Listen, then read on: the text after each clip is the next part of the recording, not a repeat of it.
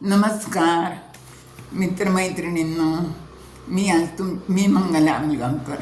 मंगलाजीच्या धमाल गोष्टी नावाचं माझं यूट्यूब चॅनल आहे. त्याच्यावर मी लहान मुलांना गोष्टी सांगते आणि तुमच्यासाठी काही लेख वाचून दाखवते, अनुभव प्रसंग सांगते. आज मी तुमच्यासाठी एक लेख वाचून दाखवणार आहे जो मीच लिहिलेला आहे. तर त्या लेखाचं नाव आहे दुःख पाहता जवा पाडे सुख पर्वता एवढे. खरं म्हणजे उलटी आहे, तुकारामाने सांगितलेलं उलटं आहे हे. सुख पाहता जवा पाडे आणि दुःख पर्वता एवढे असं आहे, पण मी हा लेख असा उलटा लिहिलेला आहे. दुःख पाहता जवा पाडे आणि सुख पर्वता एवढे. तर आता ऐका बरं का. सुख पाहता जवा पाडे दुःख पर्वता एवढे. तुकाराम महाराजांची ही प्रसिद्ध उक्ती सर्वश्रुतच आहे. या शीर्षकाचा मन आजवंताचा धडा इयत्ता 7वीच्या मराठीच्या पुस्तकात वाचला होता. माझे विचारचक्र सुरू झाले. वाटले ही उक्ती थोडी बदलली, उलटी करून लिहिली तर काय. तसं जर पाहिलं तर जशी दृष्टी तशी सृष्टी असेच बऱ्याच वेळेस असते. आपले विचार विधायक, मन आनंदी व उत्साही, तो शोधण्याची आणि घेण्याची आपली क्षमता यावर बरेच काही अवलंबून असते.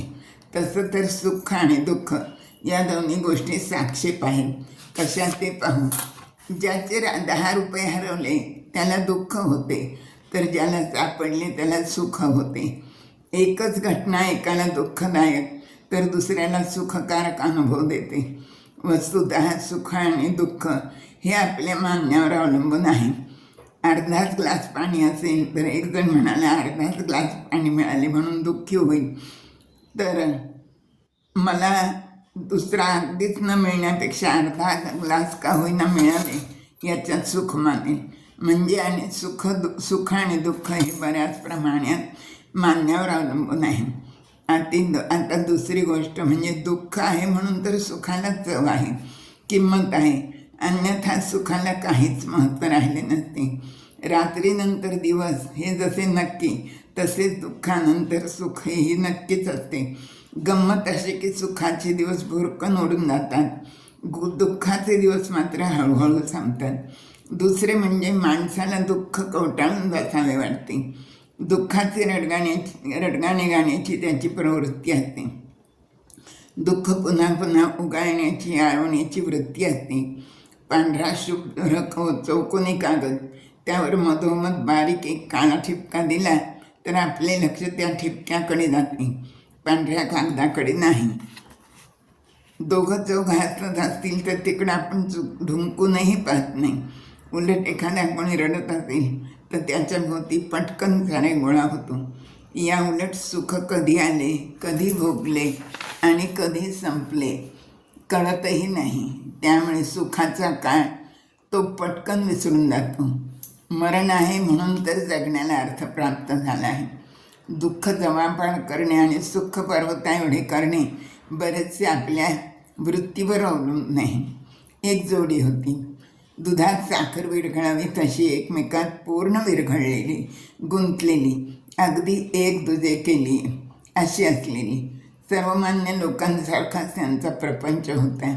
मुलं झाली, बाळं झाली, जीवनात अनेक चढ उतार आले. एका दुर्दैवाच्या क्षणी पत्नीला असाध्य रोग झाल्याचे कळले. बिचारा अगदी निराश झाला, एकाकी झाला, उन्मळून पडला. पत्नीवर प्रेमच तसं होतं त्याचं. थोड्या दिवसानंतर ती गेली. झालेल्या मनाला कसं आवरावं. तिच्या आठवणी तर होत्याच. प्रत्येकाने तिच्या आठवणी लिहून काढल्या आणि छापल्या. 14व्या दिवसात सर्वांना वाटल्या. पहिल्या स्मृतिदिनाच्या वेळी तिचं साहित्य आणि तिच्या सुहृदांनी लिहिलेल्या स्मृती छापून तो पुस्तक प्रकाशित करून तो साजरा केला. पत्नीची स्मृती उरात कवटाळून त्याने संकल्प केला की मी प्रत्येक स्मृतिदिनाच्या वेळी कमीत कमी 2 पुस्तके प्रकाशित करून तिची स्मृती जपेन, तिची संगत सांभाळली आणि पर्वता एवढं दुःख जवापड केलं. साहित्यसेवा, लोकसंग्रह आणि पत्नीची स्मृती असे एका ताटात 3 जण जेवू घातले. दुःख जवापडे आणि सुखपर्वता एवढे करण्याचा केवढा अभिनव मार्ग हा.